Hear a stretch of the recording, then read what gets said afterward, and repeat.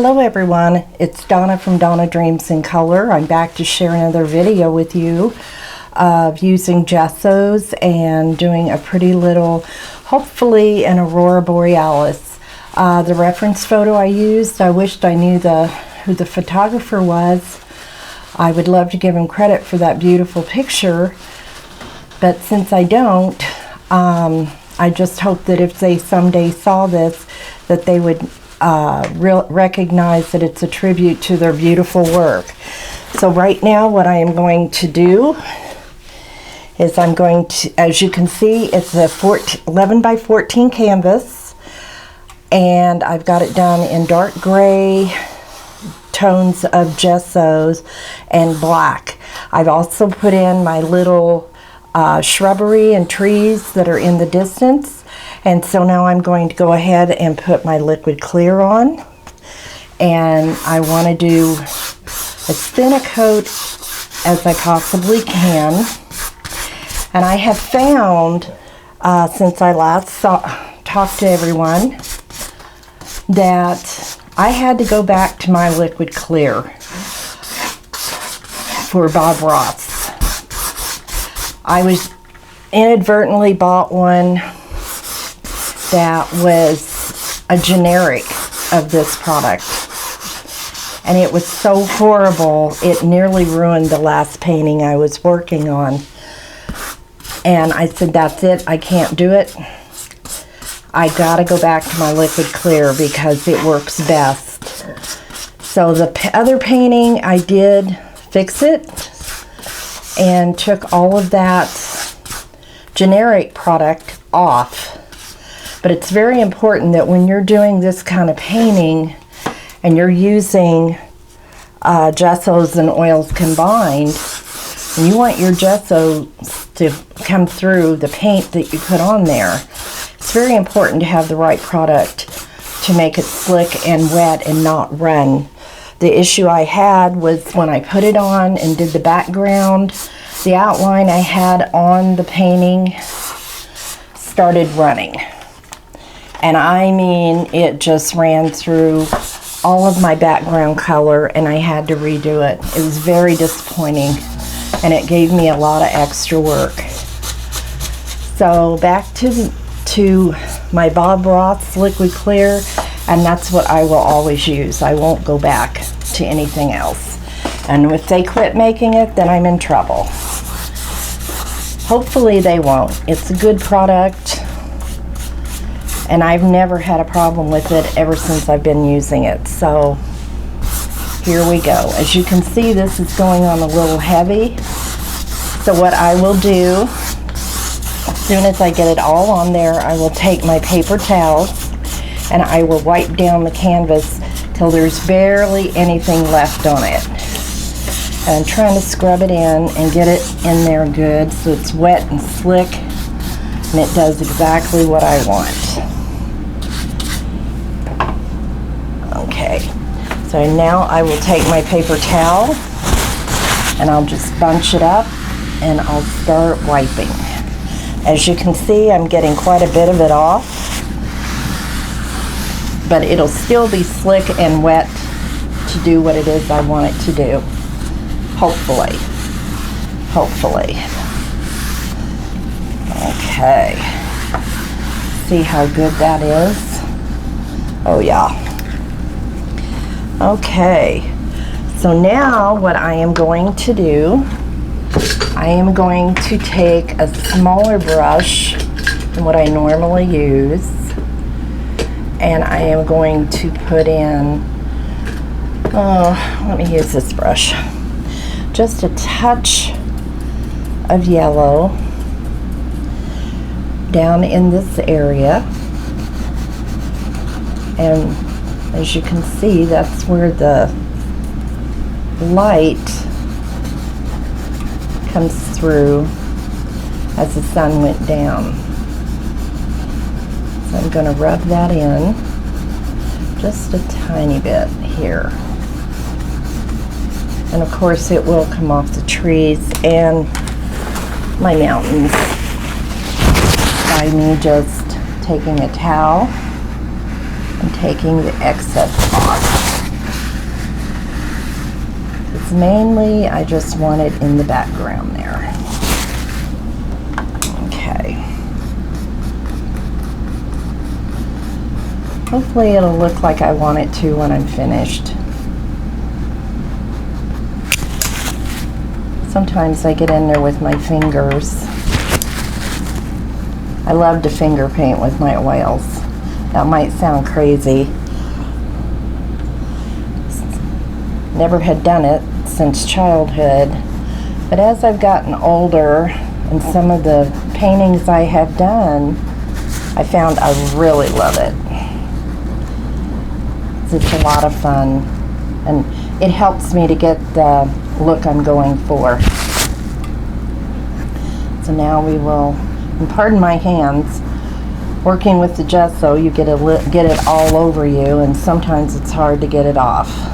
Okay, so our sunlight is right there. Now I'm going to pick up just a tiny bit of crimson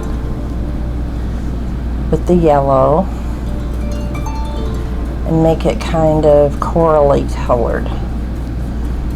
Okay, so now I'm going to do just a touch of that through here. See how that looks? Oh, that's so pretty. And you blend it in.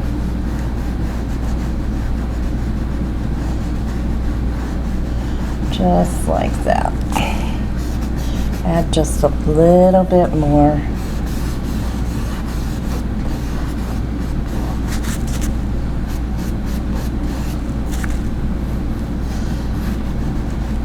You're using yellow. It's important not to use blue in this area because then everything will be green instead of that pretty yellow that we've got going here. I'm going to add a little bit more of the yellow and blend it. About obscured my little tree there. I'm getting back. There we go. Wipe some of it off. Not all of it, just some. Let's see what we got going here. Okay. Now, the next color I'm going to use is the crimson. And as you can see, it's real pinky up through there. But I'm going to add white to get that pink look. For now, I'm just going to start putting it in like this.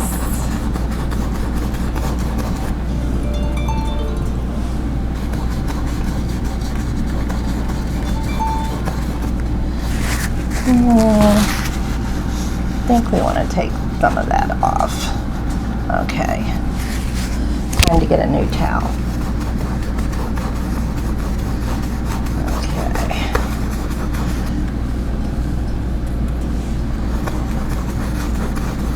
I don't know if it's the gray or what it is, but it's kind of making my crimson look almost orange. But we will keep working on it and see what we come up with.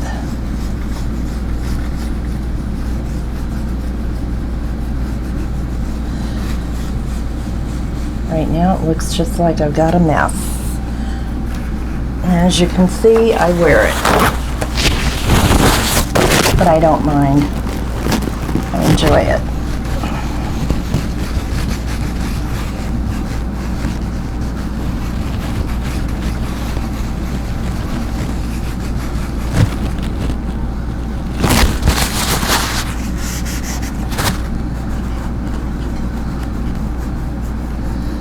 And the more of it that gets down here, then it'll start getting more peachy color with the yellow.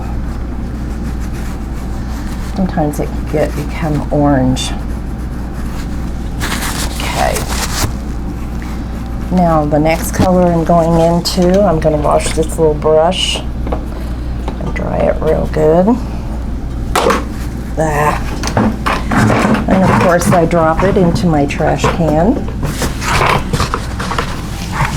Not perfect, but I try.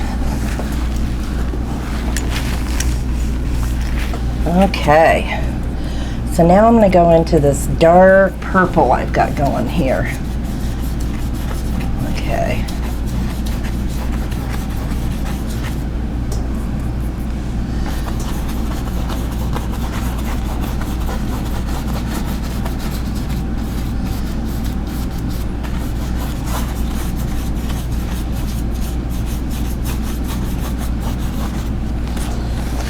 Okay. I'm going to take my 1-inch brush here, and I'm going to blend all this.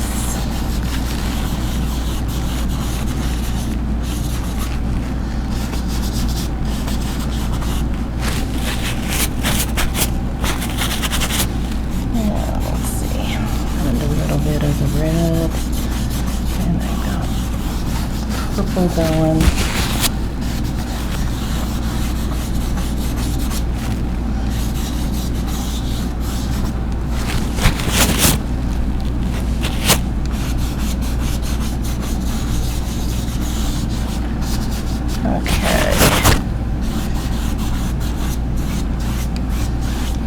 As you can see, I'm just going to blend that right in like that.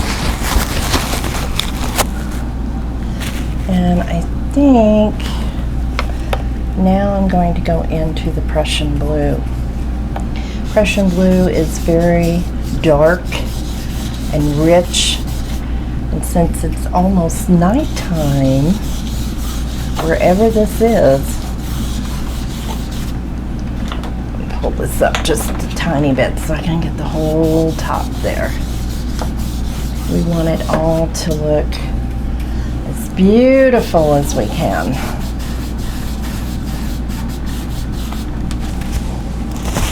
And I think I got a little too much blue right there.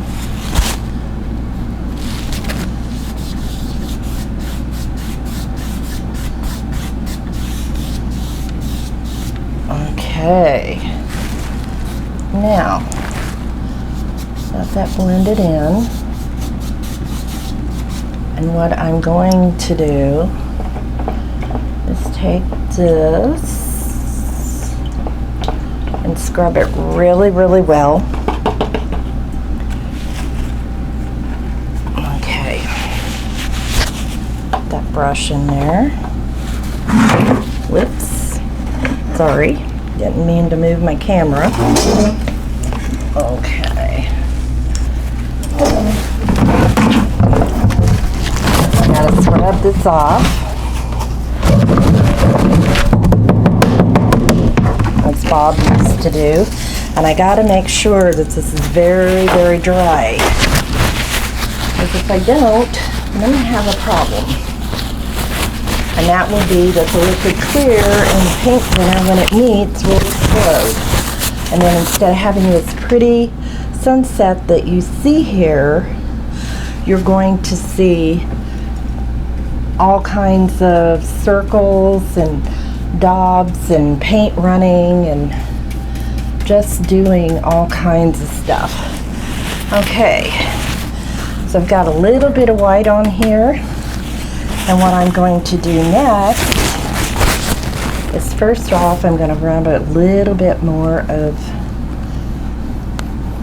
the crimson in here. Okay. Get it a little bit darker. Okay. This yellow just a little bit too bright in there. So we're going to do that until I'm happy with it.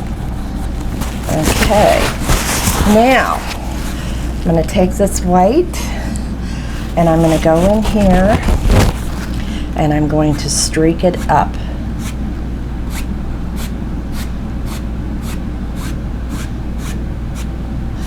And what we're doing, which I will blend it out, right now it's a mess, but it looks like coming up from behind this mountain are the rays of the aurora borealis. wipe off my brush, and then blend it out. And of course I gotta get out all those loose feathers. This here, we don't want the white on. And we will just pull it up and have that beautiful, beautiful aurora going through all that color that I just did.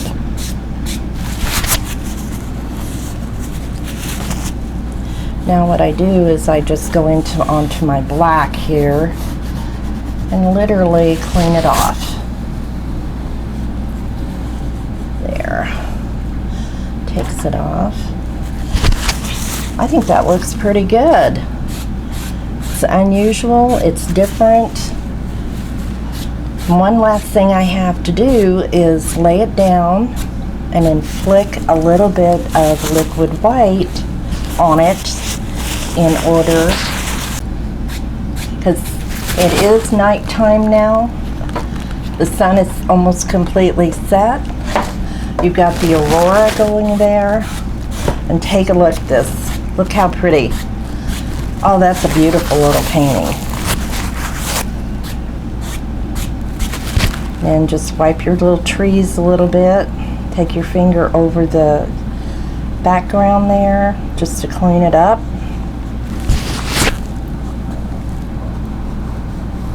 And I got a beautiful little painting. So I will add my stars, but I have to lay it down to do it. So this is what I've got done.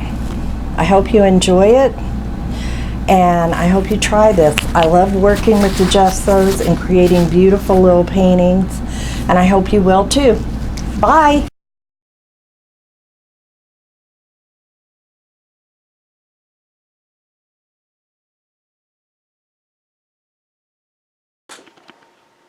Guys, as you can see, I got it all finished.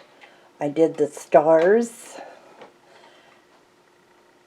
and it is now finished, signed, and now all I've got to do is just wait for it to dry and then get it framed. Have a good day, guys. Talk to you soon. Bye.